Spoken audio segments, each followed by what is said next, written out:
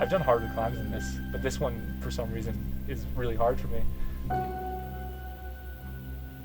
In order to get better, I had to stop thinking about who I am and start thinking about who I wanted to be. None of the climbs that have been really important to me, that I've really put time into, are left on the table necessarily. But I assume that one will be left on the table because that's just how it works. Oh! The right hand blew. That was so close. I was going so slow. My name is Carlos Tkacz. I am from California. I'm a teacher and a rock climber. So I've been climbing for about 17 years. Hold it! Yeah! But at the time that I started climbing, I was trying a bunch of stuff. I snowboarded, I had my skydiving license, I got a motorcycle, I did jiu-jitsu and MMA for a little while, so I was really looking for a thing. I think for climbing, it was just this kind of full body nature of it, where you're using your entire body in these really interesting ways. And so climbing kind of immediately touched a part of me that was looking for something solid that I could organize my life around. Something that meant something maybe beyond career, beyond religion, beyond education. These were all things that I had kind of given up at this point in my life, but something to organize myself around that I could learn through and become more disciplined through, and also have a reason to move and get out and go home tired at the end of the day. Every climbing gym has like slight variations when it comes to the grading system. We use the word grades to denote the actual difficulty of the climb itself. This is partially like an egotistical thing, at least it's turned on, like the higher grade that you climb, the stronger you are supposedly. But we use what's called the V scale, which is invented by this guy named Verm the Sherm back in the day, one of the original dirtbags. And basically the American scale goes from V0, which is the easiest, to V17 is the hardest in the world right now, and there's actually one in Las Vegas. One of the most famous ones is in Las Vegas. The tape indicates the starting holds, and then you follow one color of hold all the way to the top, not using any other color holds, because then that's off route. And that allows, using the colors allows the route setters, the people who make these routes, to force certain type of movements, to force certain type of difficulties, to make climbers do specific types of climbing and challenge them in different ways. When you told somebody you rock climb, they say, oh, you're gonna do Everest one day? It's like, no, motherfucker, I don't have any interest in doing Everest. I don't wanna die, and I hate the cold. So that used to be what people associate with climbing, is like this mountaineering is what we call it. Now you tell somebody that you're a climber and they say, oh, have you seen free solo? I also don't do that. I've done a little bit of free soloing and learned very quickly that I'm not good at it. I don't have the head for it, and I don't want to die. Then you have bouldering, which is what I like to do the most. Bouldering, you're not using any ropes. There are no bolts. There's no protection in that sense. What you have are these things called crash pads that you carry with you in groups of people, and you lay them flat as you can underneath the boulder. And if you fall, that means you land on these pads. What differentiates bouldering from the rest of it is bouldering is really about doing the most difficult physical moves that you possibly can on the rock. It really appeals to the neurotic part of my brain. I would love nothing more than spending an hour trying one move over and over and over and over again. It just like scratches some itch in my brain that makes me really, really happy and excited, and angry and frustrated, and all of those things, which is what I like about it. There are basically two types of climbing movement. There's static and dynamic. Dynamic climbing is when you have to use momentum to get from one hold to the next, and static is when you, like, we call it lock it off, where you hold the position and then you can move freely, right? So you're like very static on the wall. I can show you an example. So if I wanted to just start this blue one, which is pretty juggy, but I want to do it static, I could pull up, lock off, and then reach, right? And so static is just like it sounds, where you're moving very slowly. Whereas if I wanted to do a dynamic, I could use some momentum to pull through. And so I'm really using what we call power to pull through on those holds, right? And I'm pretty bad at the static climbing. I'm a momentum climber by a lot. It's taught me that the number one antidote to being sad for me is to be tired. That's like the most wonderful thing that I ever learned. I was a pretty like angsty, sad, emo kid growing up. Climbing would just wear me out so wonderfully that I could sleep at night. Like having this thing that kind of connected those two boxes, right? I was raised with kind of competing narratives about what it means to be a person. I was raised in an evangelical church where they told me my body didn't matter. So all that matters is the spirit, and that I get a new body when I go to heaven. At the same time, there's another narrative in school that treats the body as a machine of some kind, right? That treats everything as this kind of mechanistic thing. So there's these two extremes, and never the two shall meet, right? Climbing forces these two things to come together. You don't get it as much in bouldering, although you do when you're walking to your project and you're nervous, like, is today the day I'm gonna ascend? Is today the day am I gonna climb well today? That all requires a mental fortitude that you need to be able to push through. But when you're scared, when you're up high, when you're on a mountain and you're afraid, quite suddenly the mind and the body become very similar things, and it's quite clear that they are interconnected in a way that neither of those competing narratives were really able to articulate to me at a young age. Because I've been wanting to do this one forever. And knew it suited me for a long time. I've been close for a pretty long, or felt like I was close for a long time, but never really committed to it. Just because I oftentimes with the winter season out here, school and stuff gets in the way, And so last year I was like, I'm gonna commit to it. This is the year, and do it. So I came out probably like 6 or 7 times over the course of the winter, and second session, got like really, really, really close. Like stuck that move and fell off the next move, which is about as close as you can get. And then came out, and there used to be a big jug here, and it had broken off. It's this guy, right? This was here. How does it go in? I forget how it goes in. Something like this. Yeah. So this was here. So we came back, and this was gone. Like there was an X on it, so it was breaking. Came back a week later, and it was gone. And that changed my sequence. So I had to relearn the beta for the beginning all over again. Made it much harder for me. But then figured it out. Next session, got really close. I was like, okay, next session for sure. Come out, the next session after that, it's like 30 degrees in here. I'm warming up and I tweak my knee. Can't do it. End of the season for me on it. So this one's one of those like nemesis climbs. So your white whale? This is my white whale right now, yeah.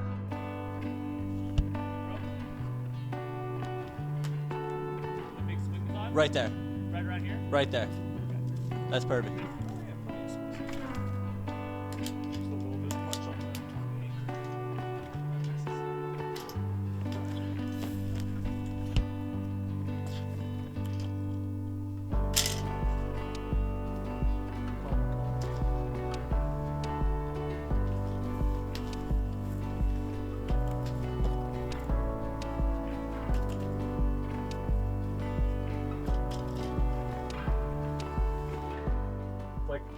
It's rad. You get this is quite a good hold. This hold's okay. This hold's quite good.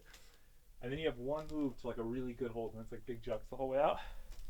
But you have like this weird meat wrappy thing. It kind of hurts my wrist. And then you have this like sloping crimp thing right here.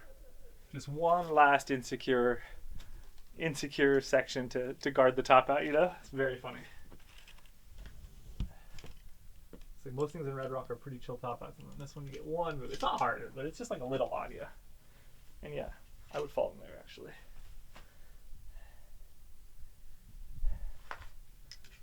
So don't fall is the beta. It's often the beta.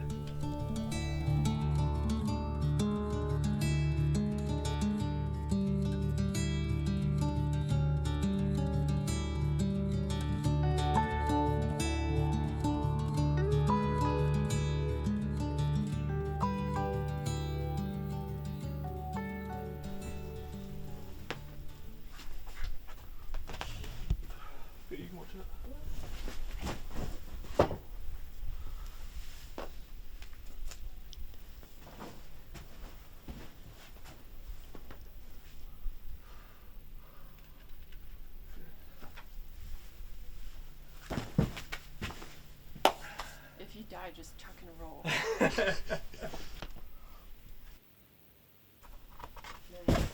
it feels so fucking. You kind of got it funny.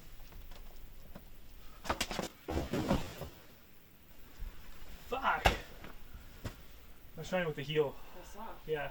Okay, that's good to know. Do you want a timer? I want to try it again real quick. No! You just tried it like 6 times. It's not going to be good at the top. She's not wrong. Give it at least 5 minutes. 5 minutes. you know, I think most boulderers would consider it a success if they went to a project and they made some progress. That progress can be like doing a new move. It can be getting what's called a high point. That means that from the bottom, you got up to a new highest point on the climb. It can mean that you just learned something subtle about the movement. Bouldering is all about the subtlety, like the slightest change in your hand position or foot position can make a difference. A lot of people, I think, really work with that as their definition of success, that I made something that I can articulate or understand or interpret as progress on my project. Come on. Come on. Come on, I'm strong. Yes, dude. Strong. Come on. Yes. Come on, bud. Come on, get it done. Lock in. Lock in. Come on. Okay. So That was good, though. That was good. Yeah. this is our Ouchies. lesson. You normally pause before you just throw. What do you mean? Like whenever you're practicing it, you kind of put the heel, pause, and then go.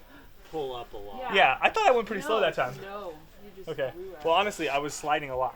Okay. And I'm always like punching above my weight, right? So like sending is never a foregone conclusion for me. It's almost always a surprise. This is how it works out for me a lot of the time.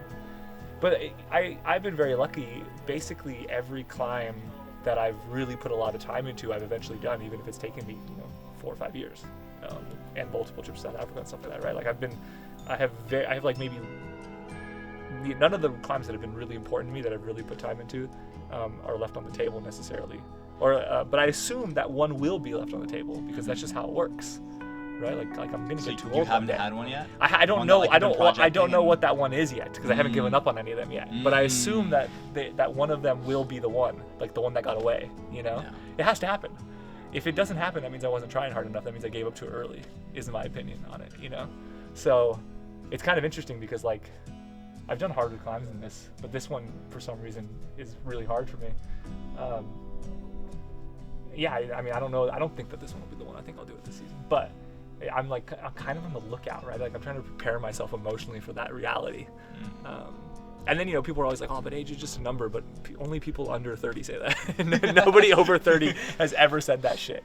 Age is a biological fact. You can ask my knees. I am not strong enough to have gone professional. I didn't start climbing until I was 24, which is honestly just about too late anyways. The latest climber I know who went pro, who started late, is Jimmy Webb at 16. I think he started climbing at 16 and then became a pro climber. Jimmy's climbed more of the hardest motor problems in the world in the last 12 months than just about anybody in the history of bouldering. Most pro climbers I know, and I know several, started when they were 8 years old, 6 years old. Even a friend of mine, Ethan Pringle, who was my age, he started climbing when he was 8, I think it was, which is very young because there weren't a lot of climbing gyms back then. He just happened to grow up in year one. I think because I started climbing when I was 24, I just had a bit of a late start to it. Assuming that I would have been good enough to consider this type of thing, which is a big assumption. I'm not making that assumption. I'm kind of glad I didn't have the opportunity. I was an extremely competitive young man, but I was very unhealthy about it. I quit playing soccer because of that competition. I quit writing for like 15 years because of that sense of competition I had with myself. I can imagine that had I been a climber when I was, say, 6, I would have been competing, I would have been hyper competitive, and I think I would have quit climbing. I think I would have lost the love for it, which happens to a lot of young climbers.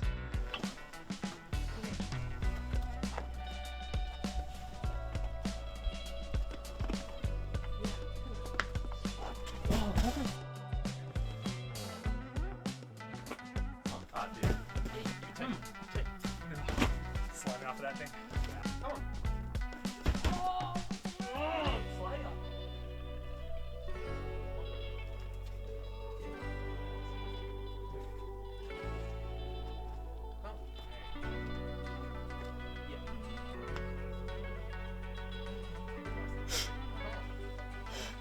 Come on. Yes, dude. Come on, dude. Right now. I think I'm done. I'm tired. I was like, I was wondering if it was So it's just funny you like say that magic because I where you just literally like got that. are like, I pulled it together yeah. somehow. Really? Yeah. because it was too No, I big. felt it in my Big bicep. and Not that there. was okay. a lot of It's sag. kind of like Yeah, But like I order I like could feel. I could Brian just will feel. order like I've been here for like 2.5 hours. Yeah.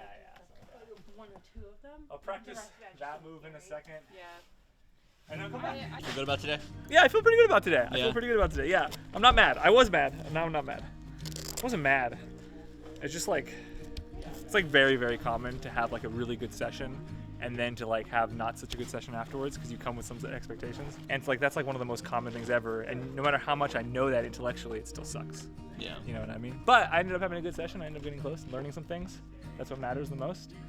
And I think learning some things that really will make a big difference long term in terms of having more successful sessions on this and sending it. It feels like it's close. You know, it's not uncommon to see climbers get really, really frustrated because they expect something and they don't get it right. I've been here. You see a climber cursing and throwing shoes and essentially throwing a tantrum because they're, I don't know, whatever.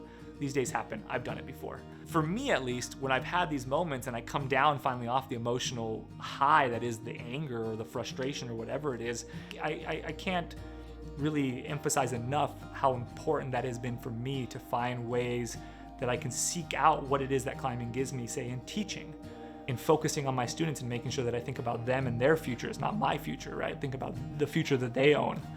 That continuity of experience that I learned in climbing, but I've also learned to see in other places, that's maybe the most valuable thing that I've learned from climbing, and something that's really given me a lot of peace and given me the ability to ride the waves of life up and down. And then I look around and I've got friends and I've got nature and I've got an activity that is fun and gets me outside and that is enjoyable, and I've got, you know, food and water, and it just feels so silly. It just becomes so clear that just being out there, just being able to pursue this thing, just spending time with your friends or family, climbing, moving your body, that is the true value of what we're doing, I think.